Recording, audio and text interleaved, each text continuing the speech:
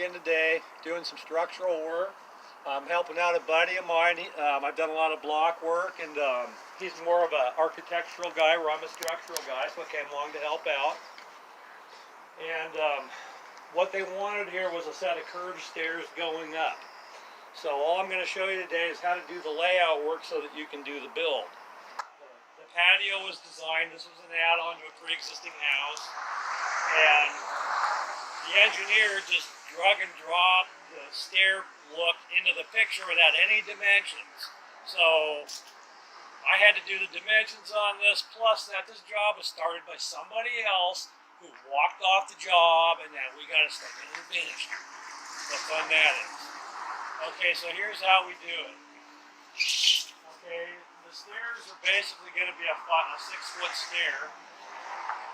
So we start at the corner here, we measure out, and we get our 6-foot mark. Actually, maybe I guess it was 7 foot. Anyways,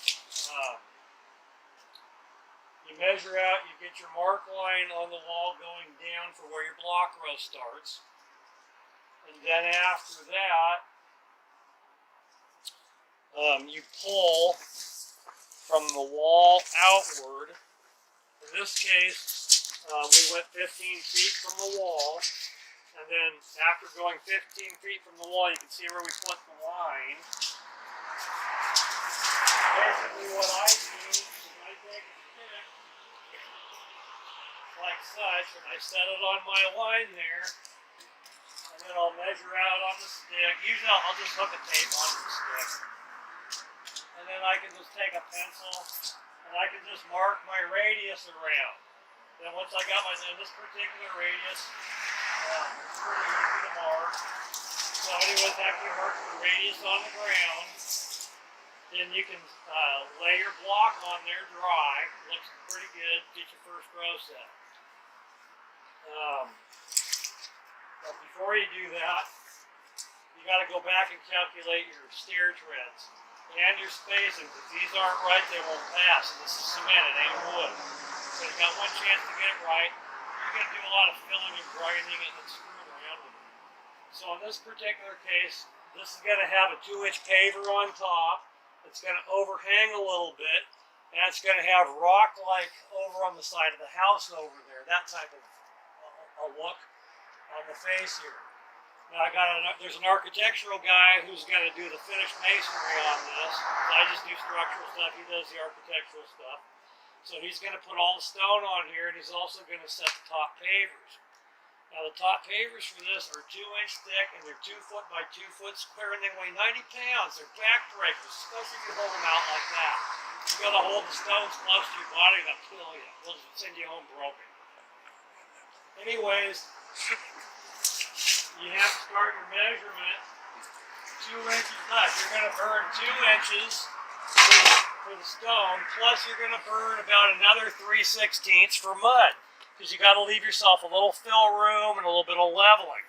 So you measure down and you get your marks. We went at 7 1/4 here, and then after that, every other step is 7 1/4, 7 1/4 all the way down.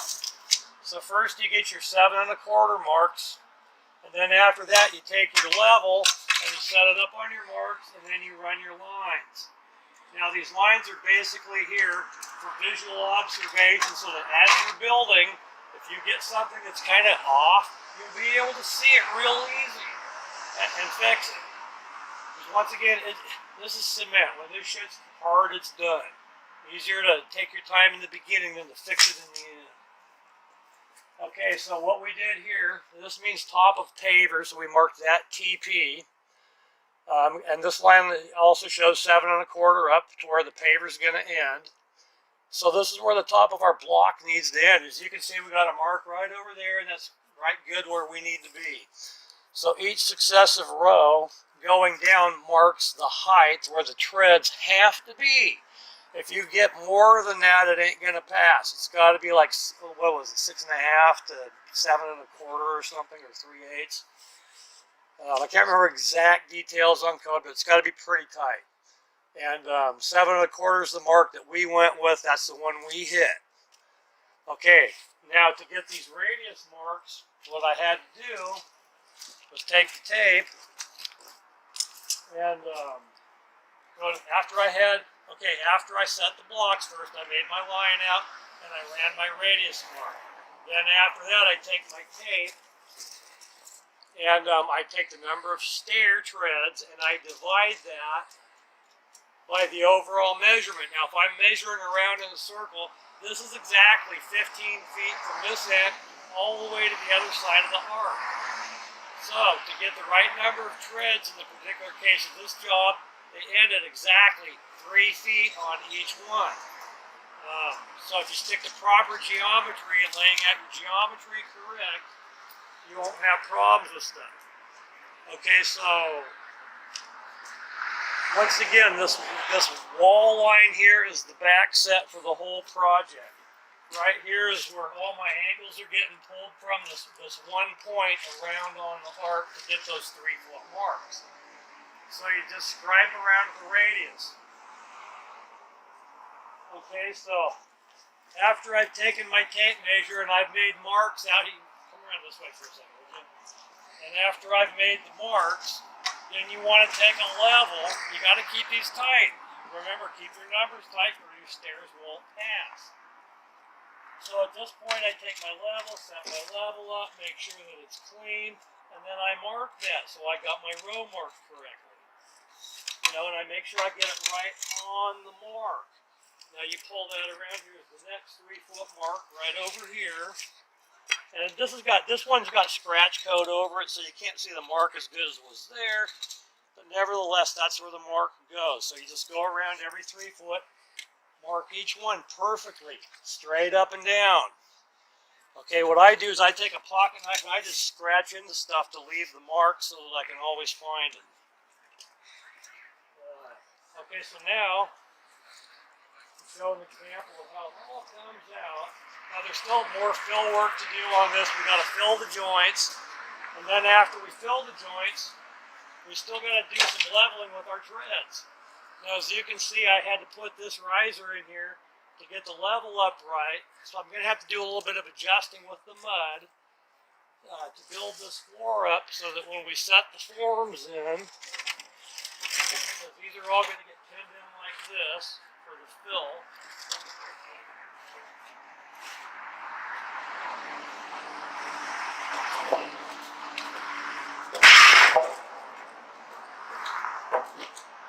Okay, so we're going to pin these into here after this is all set up hard enough. And we're going to run these at the top so that way we can just screed off of here to get the treads. And then this is all going to get filled with concrete after we got all the rest of the filter, all the rock in here. There's a pile of rock over there we got to set in. Then we got to dump gravel over that, pack it a little bit, enough to make sure it's not going to settle, but not blow that pressure on the outsides. And then after that, this will be all set up. I got the rebar cut ready to drop in so that when we actually do the pour, the rebar will be up here strengthening the edge where people tend to step. That way you don't get cracking, chunking off, and things like that. For now I'm just dropping this in the hole. So, after we bisect our lines out at our marks, at our 3-foot marks, we then have to go back and level the treads together and close our distances here from the treads to the top. When you're cutting with a big saw like this one here, there's only so much accuracy you can get in the cut because it's a free-handed cut. So when you're doing a free-handed cut, they're tricky. So when I cut these blocks, I'm going to show you a couple cuts here. These are some of the cuts I had to make. I had to cut the block in half this way. Then I also had to cut the block in half that way and not have the son of a bitch crack apart while I'm working on it. Then I had to downsize the blocks because cinder block is 7.5 inches of true measurement with a 1/2 inch joint for the bed. So a tread cannot be more than 7 1/4 or 7 3/8, something like that. Typically you just keep it at 7 anyway. So you cannot use a cinder block without cutting it down. You got to cut every cinder block. So to cut every cinder block, you got to take and scribe a mark all the way around the block. Then you make a shallow cut all the way around the block, and then make a secondary cut finishing into the block all the way around. That's 8 cuts per block. And if you don't take the time to do that, your blocks won't be accurate. See how that sits nice? If you give a block like this to a union mason and it don't look that good and sit that nice, he's going to throw it at you and tell you to go make another one. Bringing back something that's right you can work with. So the cuts are pretty tough. I'll do a video just on cuts. That's a whole nother video. For now, let's just go back to layout. That's really more important for this video. Okay, so now I've had we know that on the outside radius it was exactly 15 feet, and the bisects were at exactly 3 feet. So at this point here, we just got to make sure that each one of these marks out here is exactly 3 feet. Once you've taken your 4-foot level and scribed your line up at each point, all you got to do is lay the board on there and run it to the backbone. And then from there, once you got the backbone set here, the stick shows you exactly where your cut goes on the inside turn. So calculating that's pretty easy if you're scribing the marks instead of trying to calculate it. Some of the stuff you have to calculate, some of it you can't. Some of it you got to build to what you got out here, so you scribe instead of calculate. Okay, so the last thing that really needs to be shown here, you've got your outside rows, you used your sticks to mark your inside lines where they have to go, but you still got to get these treads so they're exactly the same. They can't be off more than about 1/8 or inspector ain't going to pass and you're going to be working with cement. And a grinder. And pissed off customers are going to cost you a lot of money. Go slow in the beginning to go fast in the end. Okay, you can see I got the level sitting on here. And I put a shim over here just to hold this level so I can visually see how much mud I got to put in here so that when I do my concrete work, this line is perfectly level. Now we're building from the top down, so you got to keep that in mind. You always got to think from the top down, but build from the bottom up, and that's a tricky thing. So you got to leave yourself a little bit of work play space for filling and grinding. So with this, I'm going to do this much of a fill all the way to the end here, and I'll probably overshoot it a little bit, and then after that I'll just take a grinder and tune it down exact perfect. And then I can rod off of that to do the cement pour for the stairs. So that's the last step. Once you've done that, all you got to do is pin your wood off with your stakes, brace everything really good, run your center brace, you're done, you're ready to pour, your structural work's finished.